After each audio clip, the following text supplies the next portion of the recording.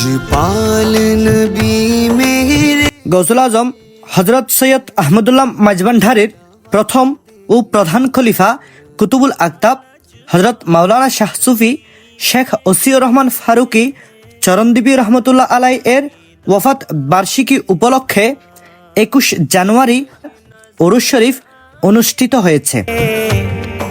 আসুন আজ আমরা এই মহান অলির জীবনী সম্পর্কে কিছু জেনে আসি।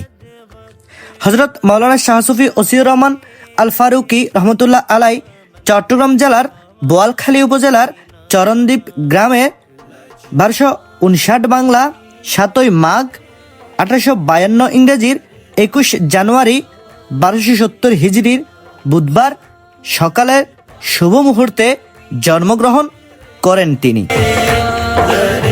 হযরত মাওলানা শেখ ওসিউর রহমান আল ফারুকী রহমতুল্লাহ আলাই এর জন্ম 1259 বাংলার 7 মাঘ বুধবার, আর হযরত গৌসুল আজম মাঝভান্ডারী রহমতুল্লাহ আলাই এর জন্ম 1233 বাংলা মাঘের 1 তারিখ বুধবার। অর্থাৎ জন্মের বাংলা মাস ও বারের দিক দিয়ে উভয়ে এক ও অভিন্ন। সে মোতাবেক প্রতি বছর 7 মাঘ হযরত মাওলানা শাহ সুফি শেখ ওসিউর রহমান আল ফারুকী রহমতুল্লাহ আলাই এর বার্ষিক উরুস মুবারক অনুষ্ঠিত হয়।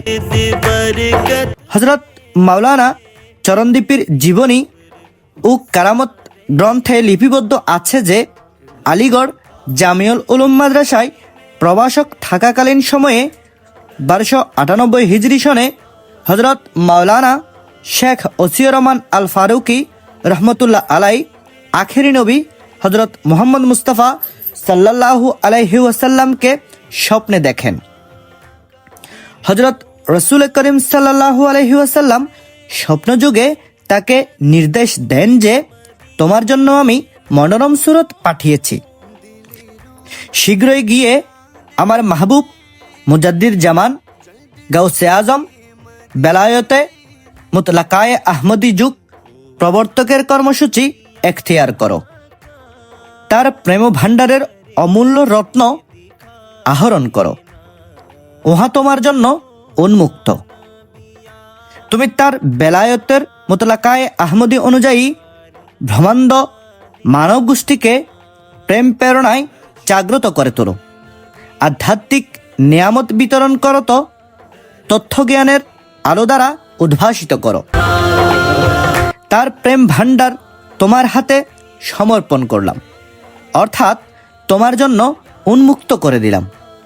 মাদ্রাসার শিক্ষকতা হতে তোমাকে রুখসত দিলাম, তুমি স্বদেশে চলে যাও।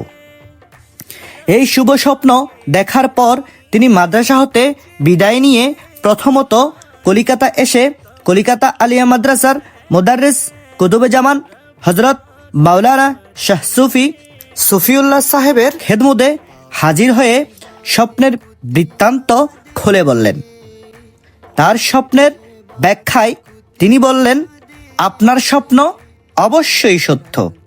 ইহা আপনার জন্য নবী করিম সাল্লাল্লাহু আলাইহি ওয়াসাল্লাম কর্তৃক শুভ সংবাদ, এতে কোনো সন্দেহ নেই।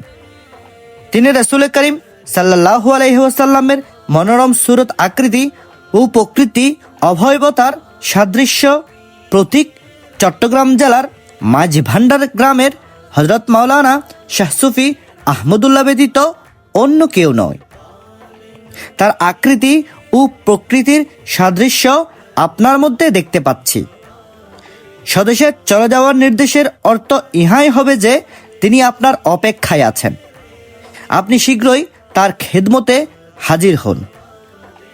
তিনি বেলায়েতের মুতলাকায়ে আহমদের যুগ প্রবর্তক হাদি, আপনি তার প্রথম খলিফা হওয়ার সৌভাগ্য লাভ করবেন।